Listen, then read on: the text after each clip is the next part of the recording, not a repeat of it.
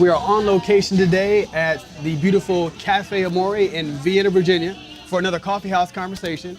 Our guest today is the owner and roaster, Michael Amouri. You got it? Michael, thank you for being our guest. How you doing, man? Pretty good, pretty good. So we'll get a little bit of background from Michael about how he started this coffee shop and what made you transition and all that. So if you just want to give us a little introduction. I'd say about 17, 18 years ago, I was online and I saw an article about home roasting coffee. Purchasing green beans, I got a $2 from a thrift store hot air popcorn popper and started and roasted at home. And like the first batch I roasted, I was like just blown away. So I started doing more home roasting. So I started thinking, you know, about a coffee shop. Right. I had talked about doing this for 20 years. Right. Was I really going to do it? There were three factors that really led me to deciding to open a coffee shop. One was I coached and still coach girls basketball. I would always tell them, you know, if you have something, I want you to go for it. I want you to set your sights on something and dedicate yourself to it. How can I continue to preach that if I didn't live it? The second factor in opening it was my mom had passed away not too soon before the decision point. Yeah. And she was a really good person. Okay. She reached out to a lot of people and influenced a lot of people in their lives. Mm-hmm. What is it that you leave when you leave this planet? What is it that what's your legacy? And then the third thing was I had just recently at that point started going back to church more, and I was looking at people who were doing missions and going to Haiti and doing other missions. Right. And this is what finally tipped me. A coffee shop can be my mission. I had a mission statement, right, and it's quality, community, and sustainability. One of the base philosophies of this business has been, don't ever look at the sales. If you do the things that are necessary, that you've committed to, in terms of quality, in terms of training, in terms of education, in terms of fulfilling your community obligation, the sales will take care of themselves. Right. You know, one of the reasons I think a lot of people are scared of specialty coffee is because they have the idea that it's pretentious or something. Right. Like that. So, in your own words, like, how do we steer people away from that idea? It's not up to me to tell people what they should like. Right. It's up to me to educate people.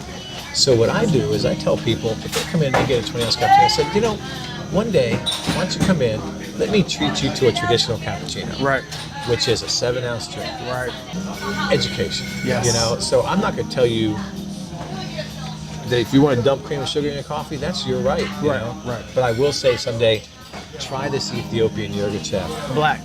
Just try it. Tell me what you think. Yeah. Why do you go the extra mile to bring your customers these rare and unique blends of coffee? It's funny because we have the adventure coffees, right? And that's the sign right back here. Okay. And our adventure line is rare, award-winning, or somehow specials. It's the sets themselves apart.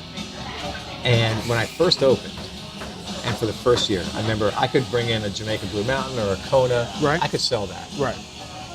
But the first really, truly special coffee that I bought was a Colombian Cup of Excellence winner. So I think it was the number 3 lot out of Colombia. I was so proud of it, man. I had it up. I couldn't sell it. I kept at it. So I'd bring in another. And I'd hold tastings. I'd let people taste it. Right. I had to gain the trust of my customers. That if I brought in a coffee and it's... Maybe it's a little more. Maybe a little bit more, then it was more. Right. The customers have grown with me. And that's the cool part. As I've grown in my understanding and you know, sourcing really great coffees and how to roast them and all, they've grown in the appreciation of those coffees. So one of the questions I like to ask all roasters, of course, is do you feel it's more art or more science? If you had to lean it one way. It's a great question. I say that as I'm learning more, I'm probably leaning a little bit more to the science. Okay. But I never want to lose the art part. The art part. You know, it's sort of like a chef. Right. You know, who understands the caramelization of onions and such, but yet the art is placing it on the plate. Putting it together with a complete dish. You know. Yeah. Tips for home brewers. So if somebody comes in and buys a great bag of Amouri coffee, what do you have to recommend for them, like, you know, so they don't mess it up? Like, number one, I'd say if you're going to spend money on anything, spend it on a grinder. Okay. This is the most undervalued piece of equipment in most home brewers' place. Get good beans. Of course. Come here, And come to Cafe. Talk to your roaster. Right. You know, I love everybody, all my staff. Right. We train them incessantly, and they love what they do. Educating the customer. Yeah. And talk to them. Right. You know, ask them what they like. How do people get in touch with Caffe Amouri? How do we buy coffee? Do you have a We website? have Okay. online sales, cafeamouri.com. CafeAmouri.com. Yeah, and we do online sales. Okay. We do wholesale. Okay. That's a part of our business that's growing just organically. Right. We get people calling us. Wanting to put your coffee in their We're stores. in restaurants, we're in coffee shops and Right, such, right. and we help build coffee shops. Thank you for having us here, sir. Thank you, man. My pleasure. We're going to put links in the description for the address and where it is, and CafeAmouri.com, where you can go order some of this great coffee. I recommend you come here and try the Monsoon Malabar. If you're in Northern Virginia, please stop by. It's really great. Thanks for being here, and we are out.